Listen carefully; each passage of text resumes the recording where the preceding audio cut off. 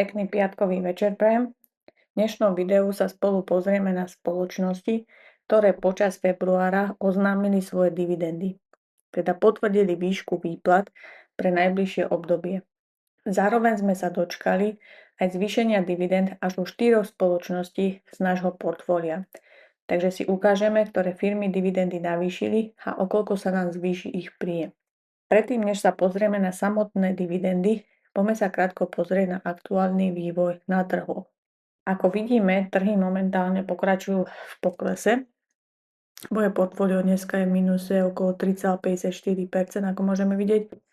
Ale vidíte, že aj Nasdaq, aj S&P 500, aj Bitcoin, aj Dow Jones, aj Ethereum, proste celkovo trhy klesajú, okrem ropy.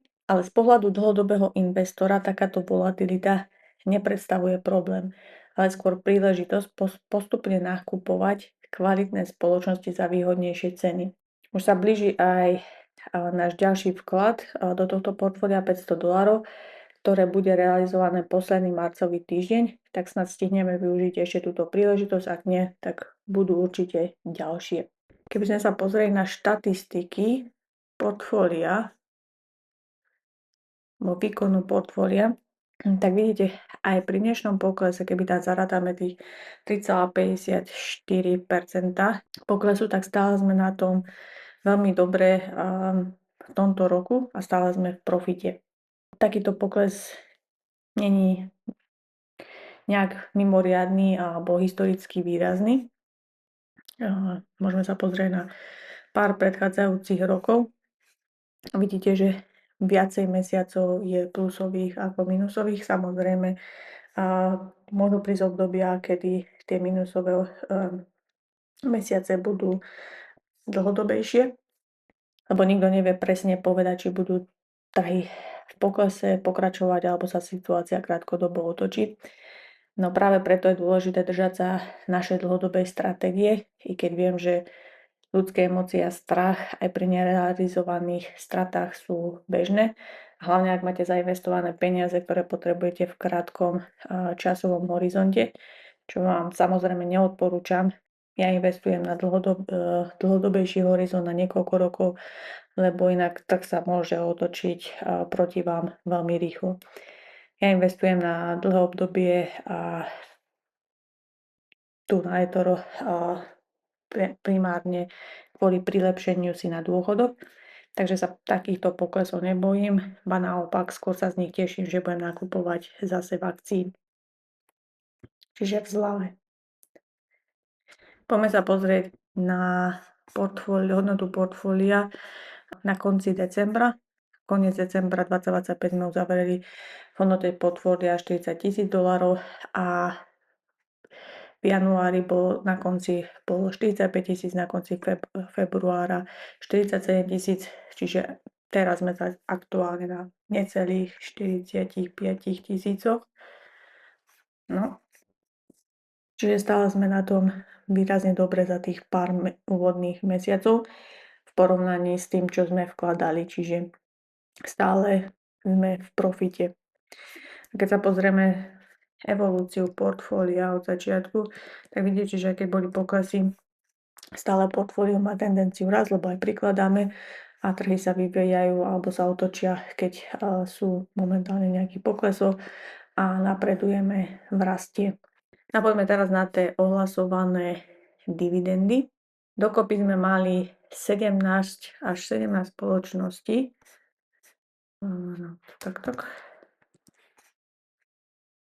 Dokopy sme mali až 17 spoločností, ktoré oznamovali dividendu na nasledujúce obdobia v mesiaci február. A ako som spomínala, 4 firmy z toho nám zvyšovali dividendový príjem. Čiže v prvom rade to bola spoločnosť 3M, ktorá zvyšila dividendu na $0,78. Tá je vyplácaná štvrťročne a zvyšovali ju o 6,8%. A táto dividenda už bola vyplatená v marci, 12. marca.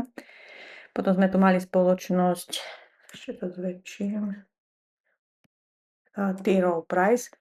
Tí ohlasovali dividendu $1,3 vyplácané štvrťročne a tu bolo zvýšenie 2,4% oproti minulej vyplatenej dividende a nasledovná dividenda bude vyplatená 30. marca.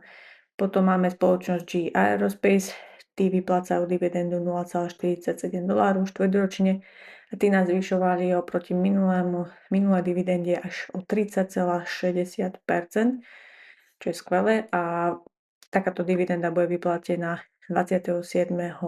apríla.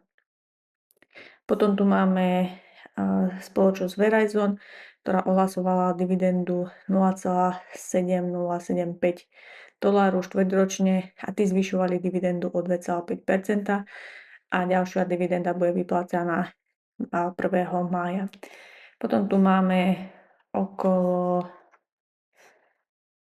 tu je 13 spoločností, ktoré ohlasovali dividendu, potvrdzovali, že budú vyplácať v nasledujúcich obdobiach, ale ju zrovna nezvyšovali. Čiže prvou takou spoločnosťou bol Clorox, tí oznámili dividendu $1,24, vyplácaná bude štvrťročne, ďalšia vyplatená dividenda bude 8. mája.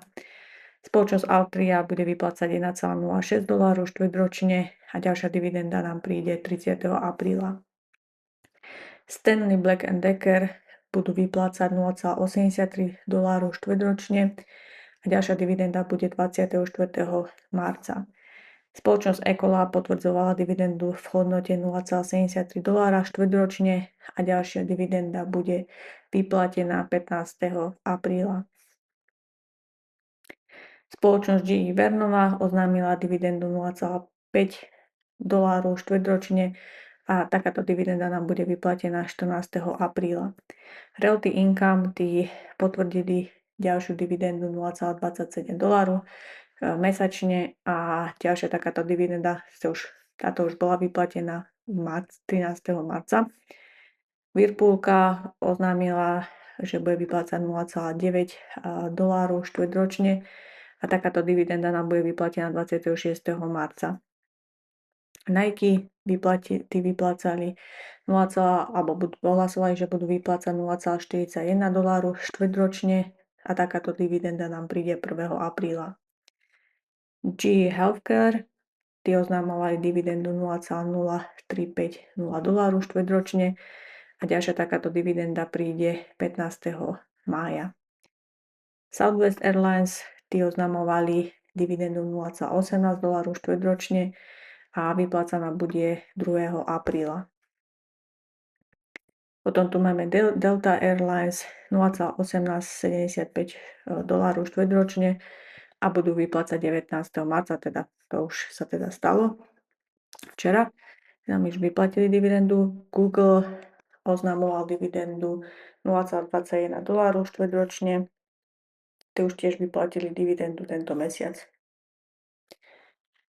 A posledná spoločnosť je Simon Property. Tí vyhlasovali dividendu $2,2, čo je dosť vysoká dividenda štvrťročne a tá bude vyplatená teraz 31. marca. Čiže vidíte, že v mesiaci február strašne veľa spoločností nám ohlasovalo dividendu na nadchádzajúce obdobia. Tí, ktorí by chceli, tak som to dosumarizovala aj na eToro stránke. Rozdelila som, ktoré spoločnosti vyplácali dividendu, teda zvyšovali dividendu, ktorí oznamovali a udržujú dividendu aj s výplatnými dátummi. Takže si to môžete pozrieť aj priamo na eTore, prípadne si spravte screenshot z tejto obrazovky. Dobre, to by bolo v dnešnom videu všetko. Ďakujem za pozornosť a prajem príjemný víkend. Čaute.